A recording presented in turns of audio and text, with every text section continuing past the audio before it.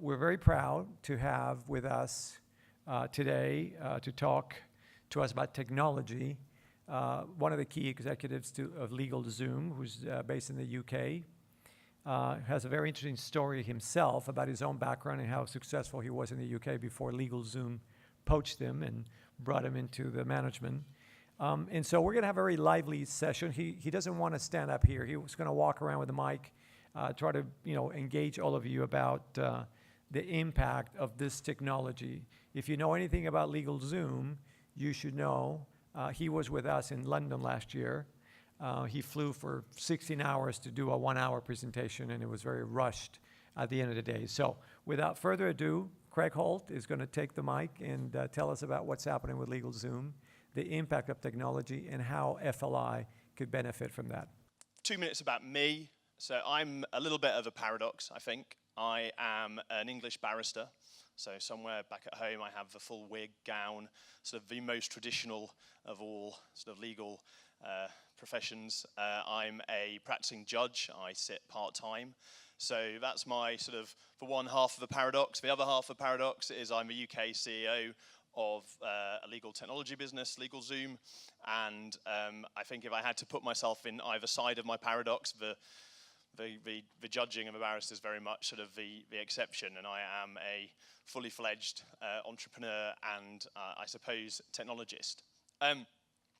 So I'm not sure whether how much you know, but the program slightly changed. My colleague from the US, John, was going to be here.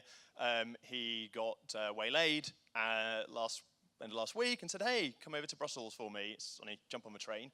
And in that context, maybe for good and for bad, there are no slides, there's no presentation particularly. Hopefully I will facilitate a discussion in the room about technology because not least I'm interested to sort of understand your perspective. I mean, LegalZoom are in a different space to most of the firms here.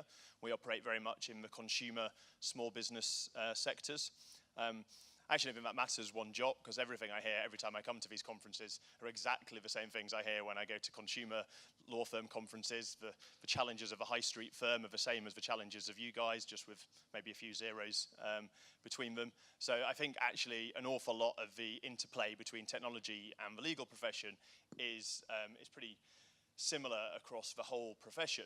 But I am interested, a segment titled technology is almost as sort of vague and as meaningless as a section entitled law.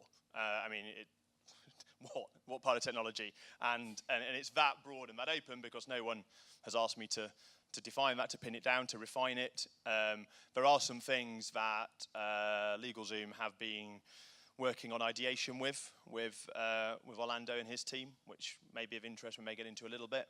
But actually, I have no agenda. I'm not a consultant. I'm not going to come and try and sell you my services later on. I'm not pushing you. I don't really care if you adopt technology well or poorly, if you're in business in a few years or not. But that sounds quite as heartless as it does, but I'm just saying hopefully that enables it to be a reasonably balanced discussion. So just a little bit of introduction just to set the tone. I know there was a talk this morning from Mr. Bosman, which set something of an agenda in terms of, I think it was kind of a Richard Susskind-esque, what's going to happen in the future. And what usually happens, I've been going to these conferences now for many years, everyone sits in a room and hears someone like Mr. Bosman or Richard Susskind outline a apocalyptic view of the future. Everyone gets very scared, commits to determine to go right back the very next day and take very serious action, and then opens up their email and forgets it until 12 months later when we come back to the conference and repeat. And actually, I've seen that happening now probably for, I don't know, a decade. I go to this consumer conference in London every year for legal innovation. It's quite a small conference. And every year now for about the last sort of 6-7 years, that conference has been almost Groundhog Day. I come in, everyone talks about how it's really important to listen to the client. That's what we should do. We should definitely try and listen to the client, find out what they're saying and listen to them, and use technology to meet those needs. And everyone kind of nods and feels good about themselves and then goes back to what they were doing before. So it's been an interesting, for me, a period of sort of slight awareness of things, but definitely an industry-wide relative inactivity. Of course, within that, there are some real innovators and there are some real people at the other end of the spectrum. But it is, I don't like to be the apocalyptic type of speaker, but there is definitely a kind of a boiling frogs thing going on in the industry to some degree. And no one quite knows exactly what to do to jump out right now. But it's also, I think, important to put it into context. Everyone hears technology and thinks sort of futuristic things and AI and assumes that that's what legal tech is about. Of course, technology is not that. That's not the definition of technology. Technology and the legal profession has been interplaying since the Middle Ages. You know, the printing press was a very significant piece of technology which had very widespread implications for the legal profession. If you're really interested, there's a book, an entire book, devoted to the impact of the printing press and the way in which it changed and influenced the profession. And if you don't want to read that book, I can tell you that it will perhaps not surprise you to learn that there was great resistance in the legal profession to the printing press and its impact, and adopting printed materials for widespread dissemination of information that really was the belonging and the possession of lawyers, and shouldn't be going to people who aren't lawyers, and God knows what they will do with it if someone puts it into written word and they can access it without us filtering it and explaining to them what it means, which rather sounds like an awful lot of discussions that happen around the internet, and you know, perhaps more obviously at the moment in medicine. You know, everyone who goes to see their doctor now goes in pretty much sure what's going on. They've done their medical research. You know, they Googled it last night. They know what they've got. They know the problem. They just need your confirmation and this prescription, please. And that's very much happening in legal services across all levels. You know, the more empowered consumer is as present today in your world as it is in the consumer space. People don't go and see a lawyer anymore and sort of sit grateful for their time and I'm very happy to be there. What a delight for me.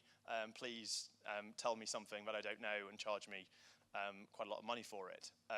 You know, and that isn't just, we aren't just seeing that empowerment of consumers and of the purchasers of legal services at the corporate end of the market. We're seeing it disseminate right through. So I think it's important to put technology in its place. This is not a new thing. It's not so technology should be on the agenda only for the last 5 years. The legal profession has always interplayed with technology through the printing press, through to computers, through to the internet, and moving forward now with some of the more significant, more recent technological developments such as machine learning and AI and the impact of mobile technology. And what's commonplace in all of those is perhaps common threads about the legal profession is always a little bit behind the curve in its adoption of those. It's always one of the more resistant groups of society. But I think the common learning, if you step back, there's no fighting this stuff.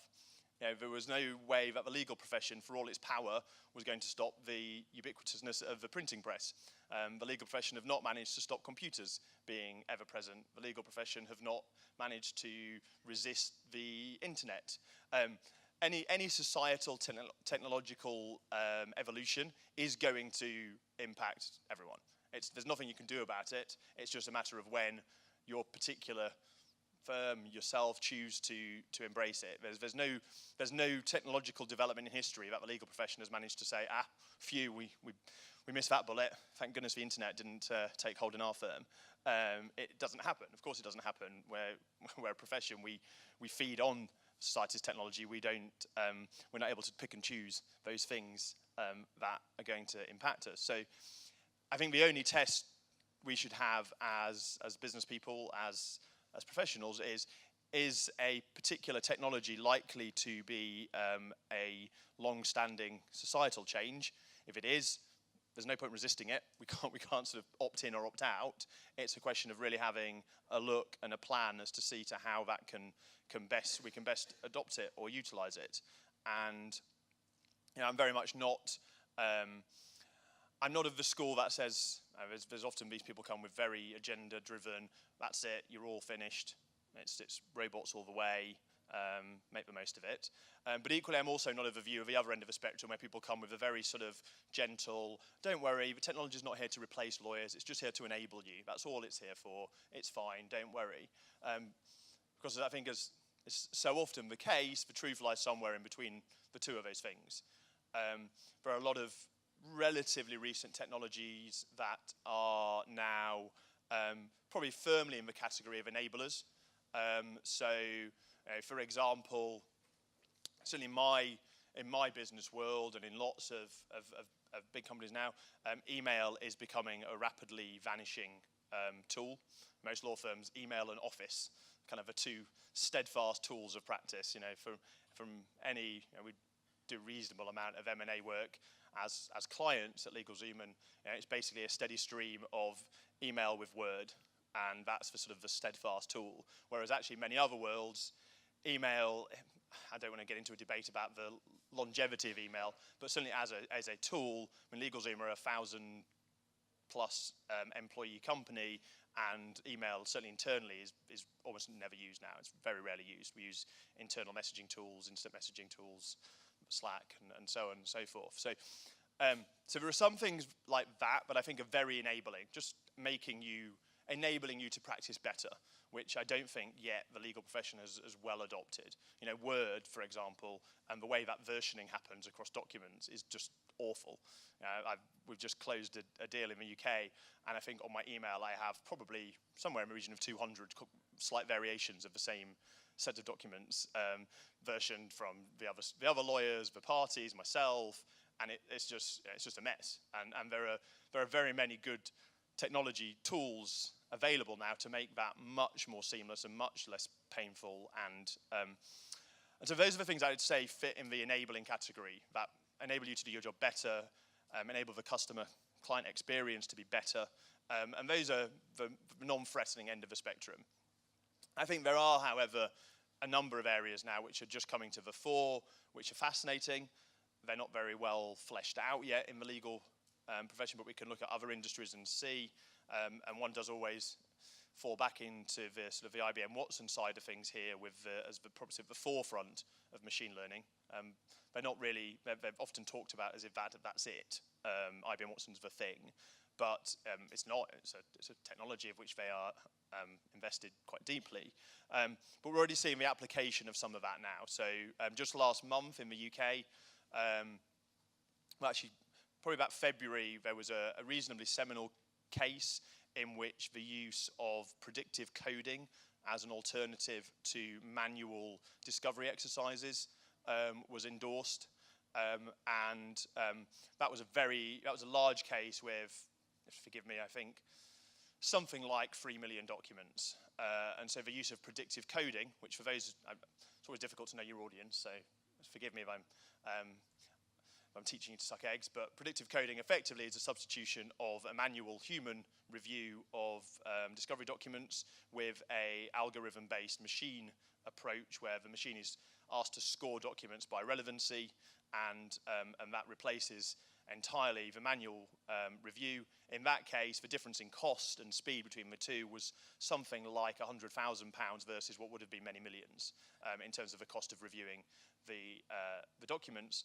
And what we saw in a case only recently is the adoption of that same contested case where the other side did not want predictive coding utilised, and the courts ruled in favour of using predictive coding at a much lower level.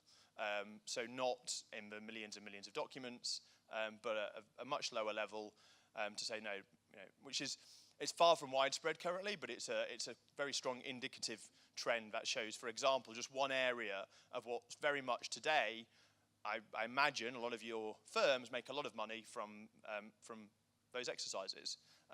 It's important, therefore, to be aware of the fact that that may not be a source of a lot of money for your businesses in the not too distant future. And we see it right across the spectrum now. So we're seeing, from legal research utilizing elements of machine learning through to those discovery type cases. Obviously, I think we're seeing a next generation of legal drafting utilizing technology. The early legal drafting approaches, the sort of the LegalZoom, if you like, a la a few years ago, very simplified, couple of options, plug into a document. Those are becoming much more sophisticated, and we're really seeing now a new generation, I would say, of the ability to draft legal documents. But even in the really high-end sphere, currently IBM Watson are working on a debate argument module for machine learning. So they're actually trying to teach the computer to actually raise arguments, things that we consider to be absolutely at the untouchable end of the skill set that we have, is starting now to be looked at from a technology perspective. And so all of those things, they're not going to wipe out the legal profession. They're not going to come over and take over, but they are having an accelerated impact. The impact of a printing press took a few centuries to really have completely changed the way in which lawyers practice. The impact of a computer was a few decades. The impact of the internet has been a few years. The impact of mobile and AI is probably going to be shortened even further. So it's for me, it's a fascinating time to be part of this industry. But it isn't a time in which inaction is a very, very risky strategy. And it's not for me to tell you how to plan your businesses and how to utilize some of the things that are out there and how to prepare for them. But it still strikes me as astonishing the number of people who do not have a clear roadmap for their business and these technological developments. It's almost impossible for me to countenance the idea that these things are happening and a business who relies entirely on some of these areas has no clear roadmap and plan for what to be doing about that. And we're talking relatively short horizons. If one thinks back to 10 years, Google was barely a blip on most people outside Silicon Valley's horizon. If you think about that time scale and the rate in which technologies are accelerating, think to where we'll be in 5 years. It's not that far away. Most businesses haven't got a 5-year horizon, at least to some degree. That's very short-termist. If one goes beyond that and really looks at a longevity, if I think about I've got 3.5-year-old twins. If they said to me they wanted to be corporate lawyers when they grew up, I would encourage them to maybe think again about what that actually meant. What will our children do as lawyers? It's almost unthinkable in terms of how to be able to imagine that far into the future in the environment we're in right now. But a business has a responsibility to think about that. What will be the case in 10 years? What will be the case in 5 years, in 1 year? And there are obviously people leveraging some of these advantages now. I don't need to tell you of the competitors who are perhaps at the more innovative end, the more technology embracing end of what's going on. But it behoves anyone to not have a clear plan. And I don't know about you in the room, perhaps interesting to get your perspective in a moment. But most people I talk to, sort of technology is sort of a thing. It's kind of, we're definitely aware that technology is something that we should be aware of. But rarely have I seen, it's rare I speak to a managing partner of a firm or someone responsible for the technology side of the firm that isn't really quite infrastructure only focused. Most of you will have technology departments. They tend to be quite focused on email and security of email and making sure the computers all work. And there are relatively few law firms that have a clear roadmap for technology, and it's vital. I mean, it's almost, I can't say, it almost surprises me sometimes that I have to say it. It couldn't be more vital for a business in today's era, because not only is it a question of your competitors adopting it, but your clients will be adopting it. Your clients are usually likely to be ahead of adopting different technologies to yourselves. And when it jars with them, when they have to revert back to dealing with what they perceive as a relatively antiquated service compared to what they're dealing with in their commercial lives, that jars.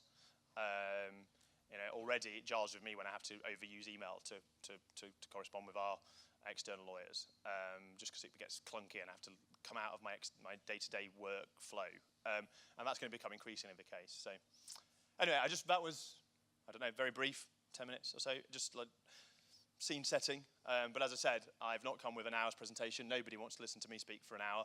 I'm hoping that people have either got questions or discussion points, or maybe as a starting point, who here feels like their firm has got a very clear technology roadmap for the next, say, 3 to 5 year horizon?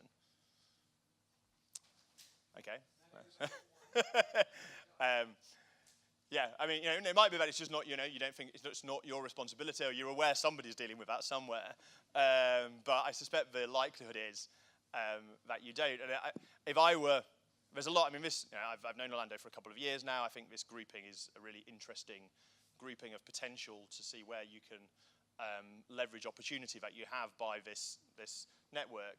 But if there's one thing I would go away from a conference like this thinking, it would be the opportunities that lie from really having a focus on. You're no better now if you don't have that plan than the lawyers looking at this weird printing press thing thinking, whoa, we should be handwriting all this. And I think that's something to think about.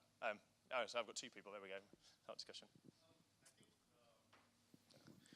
I don't think you can have an IT roadmap in today's world which is sort of a 3 to 4 year horizon, because the world can change in 3 to 4 years. I think you need to have a commitment to technology. I think you need to have an open-mindedness towards technology, and think you need to use technology in your favor. So at our law firm, which is Shardul Amarchand in India, we've been investing in technology very heavily. We were the first in India to have a document management system, to digitalize a lot of the functioning. We've been working for the last year on an effective ERP system. We recognize how technology is changing the world, and we need to be in that boat. But can you have a 3 to 4 year horizon? You can't. I mean, we can't predict what the legal profession will be like in 3 to 4 years. We can't predict what Are we going to use Microsoft Office in 3 to 4 years? Google Docs is available for free, and it's getting buy-in for a lot of enterprises now. So commitment to technology, yes.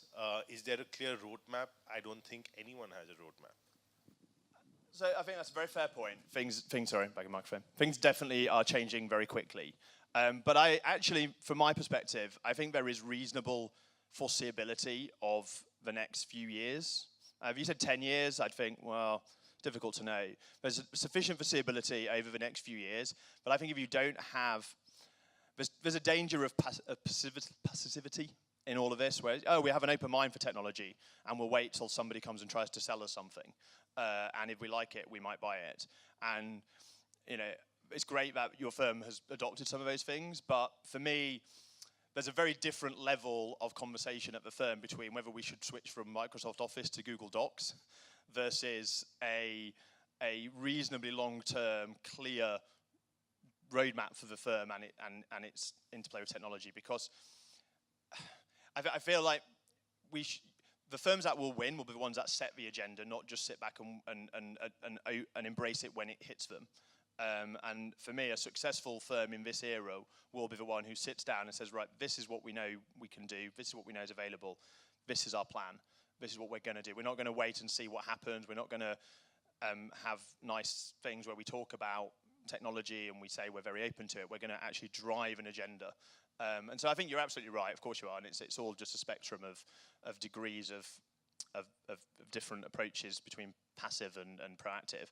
But I feel that the time now, so much is changing so quickly but in a knowledge of what the longer term we know the kind of things now that are hitting. But I feel that I would definitely have a 5-year plan for technology, even if it's very high level at the 2-3 year point. But, someone's already got a microphone. Just a quick recap on that. It will be easy and simple. You said you're a barrister. I'm Do you have a roadmap? And what's in it, if you can tell us? Do I have for a roadmap? Technology? Yeah, for technology. So I am a barrister. I am technically a practicing barrister, but I don't work as a barrister anymore. Okay. I keep my practicing certificate for reasons that are completely irrelevant. But if I was, but I am. So my roadmap is for LegalZoom UK. Obviously, is very technology linked, and it is technology. If I was a barrister, if I still practice as a barrister, I would absolutely have my own technology roadmap. I practice as a judge, and the UK judiciary actually, whilst perhaps on one level perceived, and rightly, as one of the most traditional judicial systems actually are driving a fairly aggressive technology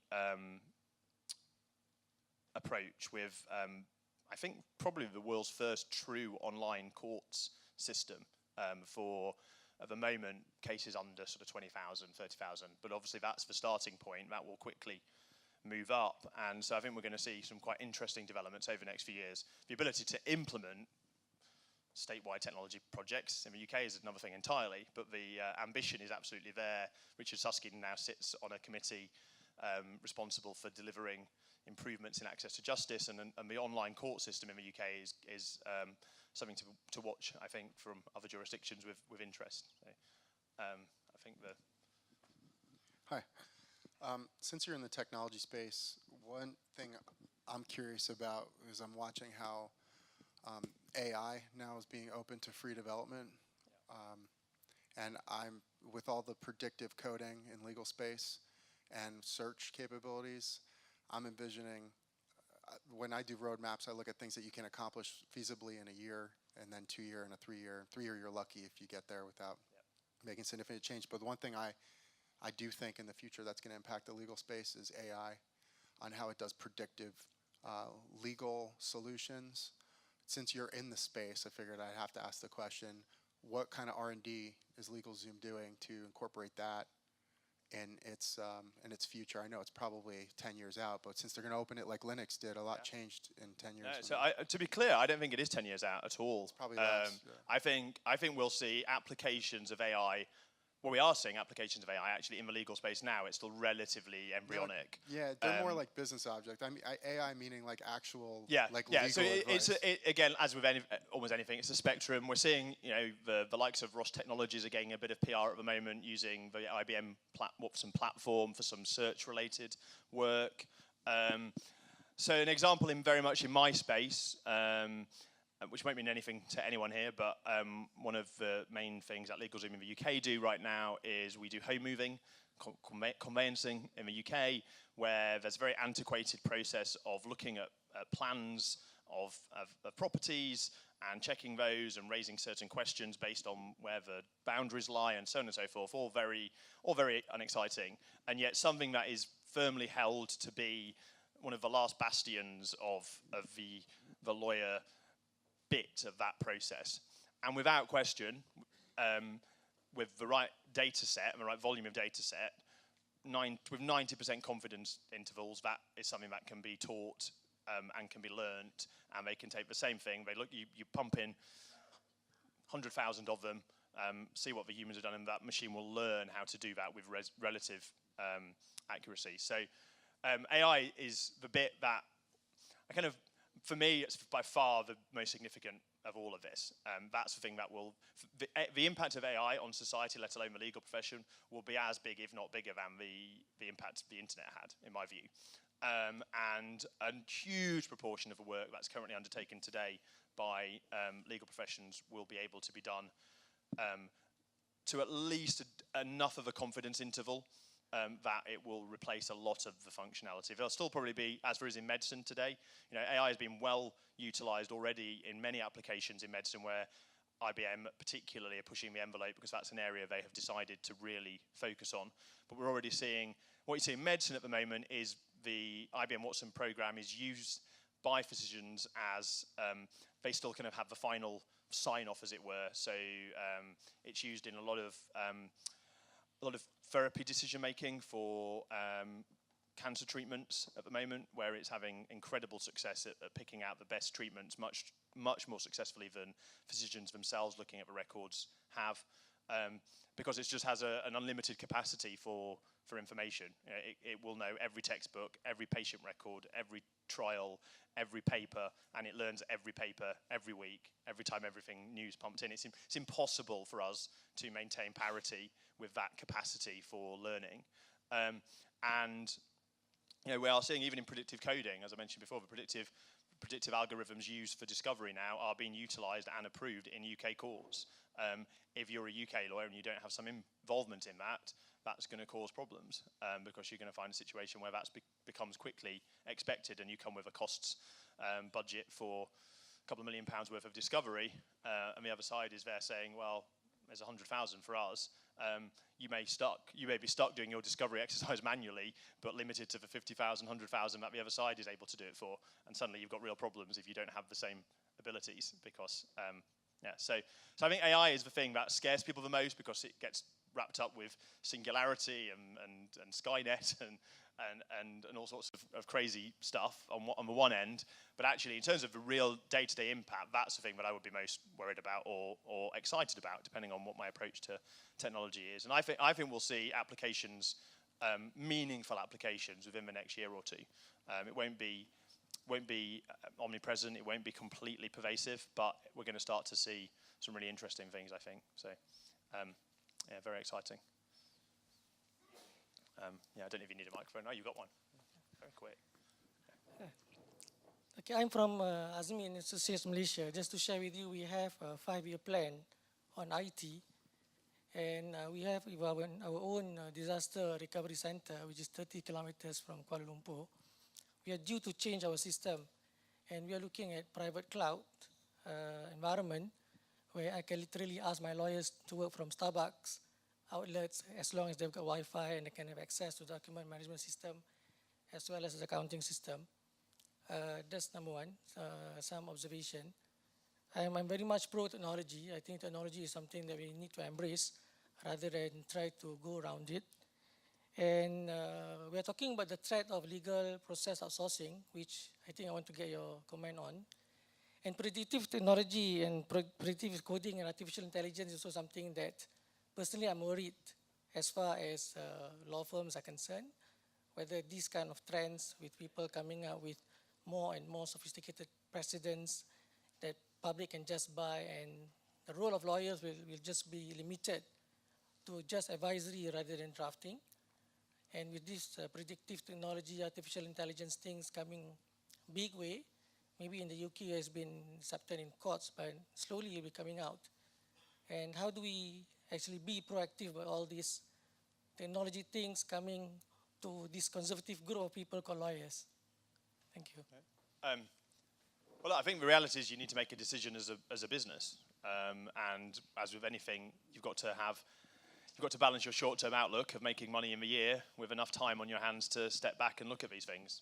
It's as simple as that. And you also need the right people in the business to be doing that. It struck me, I joined the tail end of the energy session, where I was listening to yourself talk a lot about the ways in which you engage with law firms, and it struck me that a lot of the questions about how to go about that were coming from lawyers who really, although they have developed into dealing in those ways, relatively very unsophisticated in terms of the kinds of things that were being discussed and the kind of metrics and the way of the approaches and the analysis. And it struck me that actually the people who should be asking those questions and speaking with the likes of Vince, isn't it? Yeah, were people just like Vince, people who have his expertise and I think one of the problems with law firms is, and it's always been the case, and it always will be the case, they try and sort of part-time put their hand to things like this. I'm not a technologist. I'm a lawyer by background. I'm an entrepreneur. I myself will not be the person who makes the detailed technical decisions about some of these things. What lawyers often do is they kind of try and put their hand to it between doing all their legal work, and it's something that you might spend a day every couple of months thinking about. Then they go back to work, and consultants will come in and take a lot of money for moving you to the cloud, and you think, there we go, I've done a good technology thing.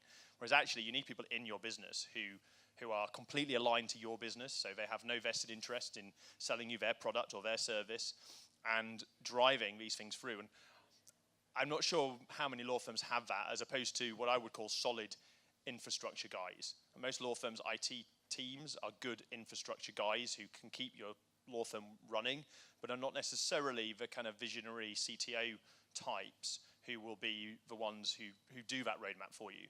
You shouldn't be preparing a roadmap for technology. You should have a strong CTO who is able to do that. And that's a different person to the person who keeps your firm running day to day and puts your cloud implementation into place, or moves you onto Google Docs, or sorts out your security and infrastructure. That's probably what I would say is one thing that's missing in a lot of law firms. A strategic technologist who can help you map out these things is something I would undoubtedly have were I running well, I am running a law firm, but a law firm in your space.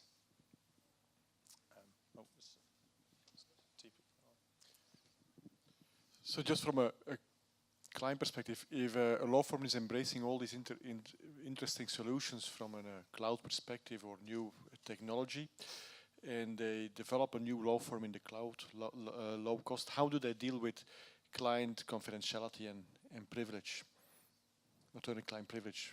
Because there's a lot of data flying around. There is a lot of data flying around, but equally there's a lot of data flying around now. Right? If I look back on my email, for example, I have thousands of legal documents just on my email. Someone picks up my phone when I left it into charge earlier and goes into my email. Probably shouldn't tell you this, but there's countless documents on there. If anyone gets hold of your laptops and starts looking at your email, it's all there. It doesn't matter if the technology doesn't somehow weaken security. Cloud-based security is just as effective if you manage it correctly. Again, I'm not a technologist, so it's not me. I'm not going to here to tell you how to implement security protocols within your firm. But what I can say is there's no question for me that actually the current general mode of operation of emails flying around with documents appended is one of the least secure ways of dealing with things. You know, for me, the whole versioning of documents, one of the things we've been talking to Orlando about, but we've been working on for some of our small business customers, that I think is equally applicable to all document-based legal services, is those documents should be held somewhere centralized, and versioning and editing and markups and comments and discussions around a document should happen in that central space. That's highly secure, and that keeps the document, a handle on it. The moment things start flying around everywhere, any one of the law firms here or the businesses with reasonable sized legal departments, I can tell you, I dread to think how many copies of all of your legal documents are out there in the world. Confidential private documents on ex-employees' computers, on people you've done business with, everywhere, millions of documents. So, whereas actually I think the opposite. I think if you hold something more tightly centrally and you work on it there rather than disseminate it to everyone who might need to be remotely involved in the project, you actually keep a much tighter control over some of your security and privilege things. So, but it's all down to the firm and how they handle it. So it's a dangerous time for that. We've all seen recent examples in legal and non-legal space where access to data has caused catastrophic consequences for different businesses or different individuals as users of businesses, and it's a time where that infrastructure security guy is as important as the strategic technologist, but you need both. You shouldn't expect one necessarily to do the job of the other, I don't think. Craig, can I take you back to a really simple one? And I apologise if I'm going to show my ignorance, but you mentioned email as something that irritates you. And I wondered if you could talk about what might replace it, but also work for practitioners who are moving around geographically, and working for lots of different people. So at the moment, email works very well for that purpose. And I'm interested to know whether, I can't see portals replacing that, but I'd be interested in knowing what the future holds. So it's a whole other topic, the debate of the future of email. It could occupy a whole session on its own right in any number of conferences. But what we are seeing is a trend towards reduction in email, much greater utilization of sort of instant messaging type functionality. Without being too trite about it, a whole generation of people are coming into business who have grown up not using email, only using instant messaging. We're seeing also all sorts of problems with email and overload. And so for me, email is actually the worst way of asynchronous. I spend a lot of time dealing with my colleagues in the US and so on and so forth. Asynchronous and multi-location discussions on email are terrible, because the moment you have a few people on any email thread, it's 17 emails have come with just one point of progress, every copied, every CC'd. So the thing that we utilize internally as a business service is an increasingly well-known service called Slack. It's been adopted now by a huge number of big corporates and startups, and it's most simple. It's just an instant messaging. You have different groupings, private messaging. You can create little groups of your own. You can have topic groups, and you just message. But what it does is it instantly reduces that flow of one message having to go to lots of people to read each message, click on each one. You just see conversation flows. And actually what we're doing at the moment is creating a functionality like that for legal type negotiations and discussions. So everyone has complete visibility over whatever group they're invited into, but there's not this overflow of communication, of email, having to find the email amongst the other 100 emails. You have a very clear, focused discussion on whatever it is that that particular grouping is dealing with. You can see it, it's there, it comes through to your mobile. You know, email comes to mobile, of course, but I have hundreds. This, I can go right into whatever group I want to be looking at any time, see exactly what I'm dealing with, get a notification, deal with what I have to deal with, and then carry on. So I actually, where that hasn't been adopted brilliantly is cross-company communication still. So what we're seeing is a lot of IM type tools are being used internally within organizations and not brilliantly externally. But I think actually that's just the next evolution of it. And for us, that's something that we've seen. We've done a little bit of piloting, some of it with some document stuff. And actually it's a brilliantly concise way to manage negotiations over a document. So it's all there, it's all clear to see. If you get to discovery, you don't have to go routing through thousands of emails. You've got one thread.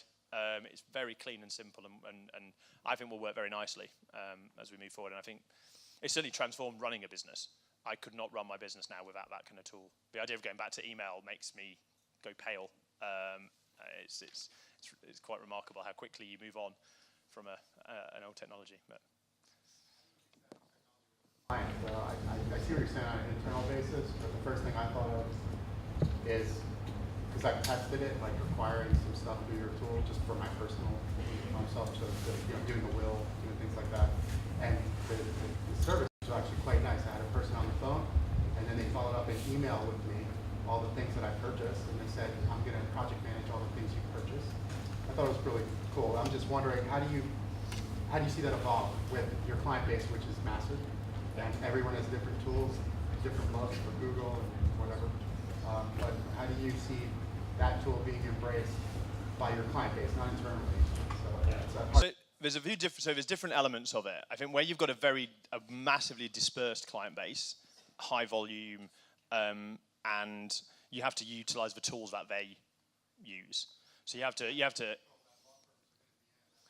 Yeah, so I think what you find, where you have a different type of customer, for example, we do a lot of work with small businesses. So what we're trying to, those relationships just have a greater longevity and a greater frequency of communication.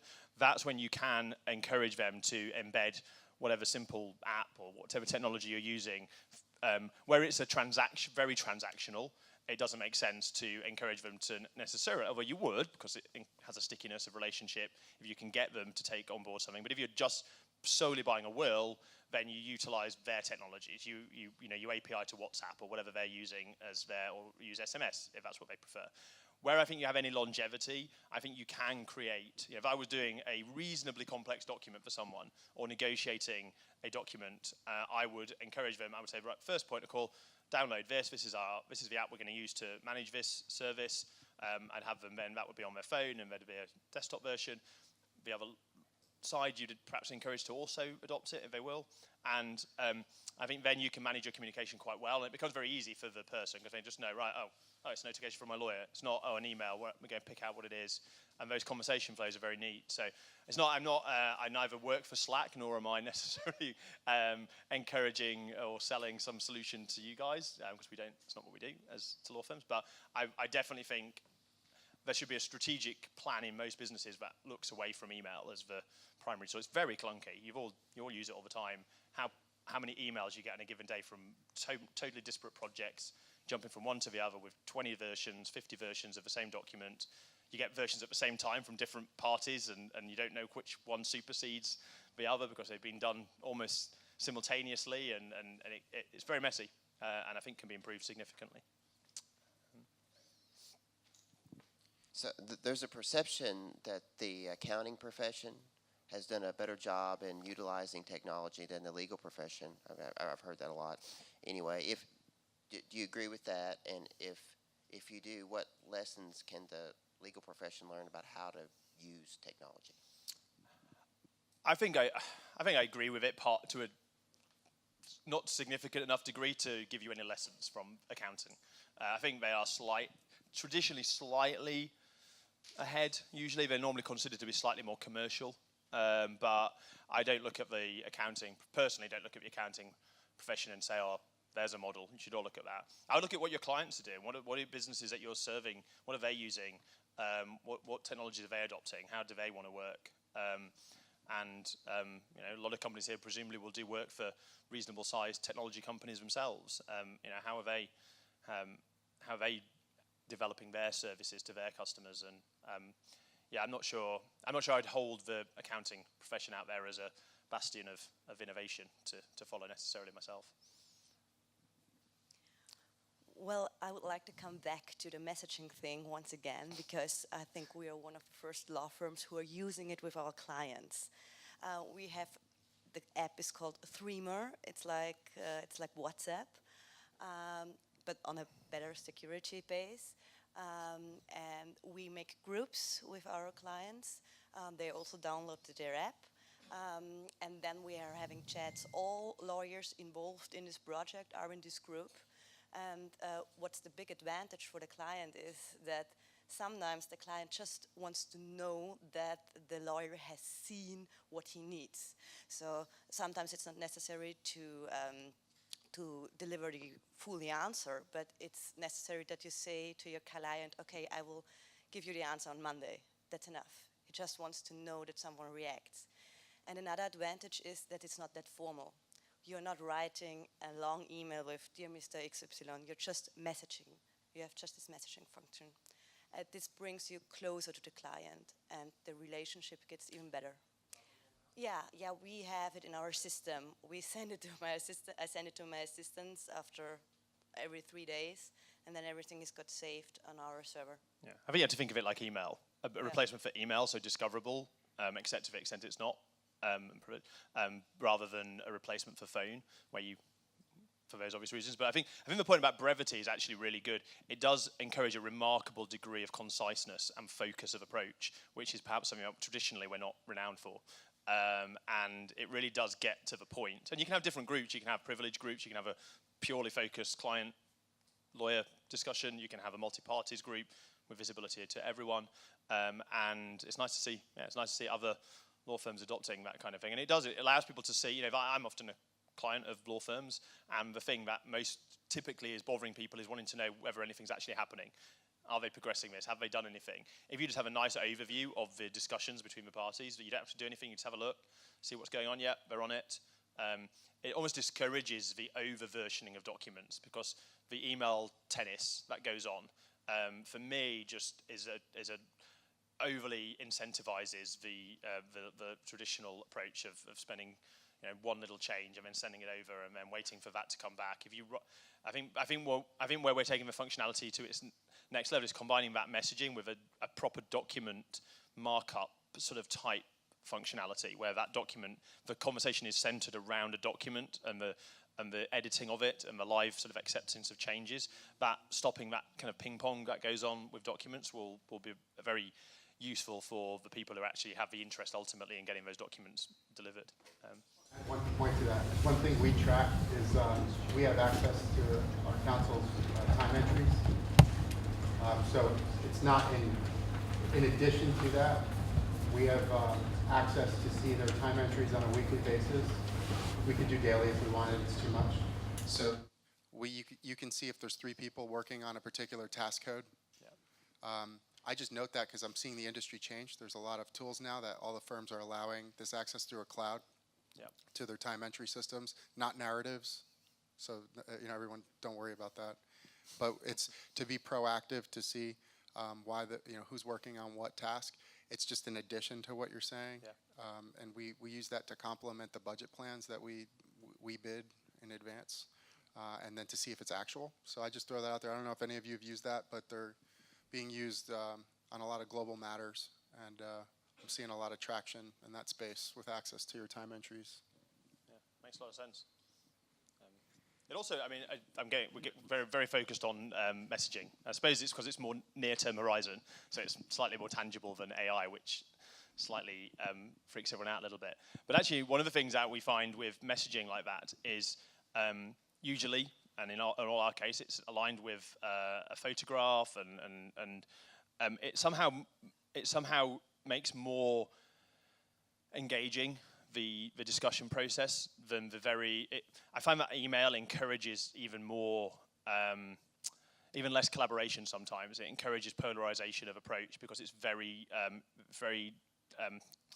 lacking in any personalization. It's very kind of easy to be lots of people I know who are really very nice, personable people come across dreadfully over email because it's so invisible. They just kind of throw things out there in a very overly formal, not very collaborative way.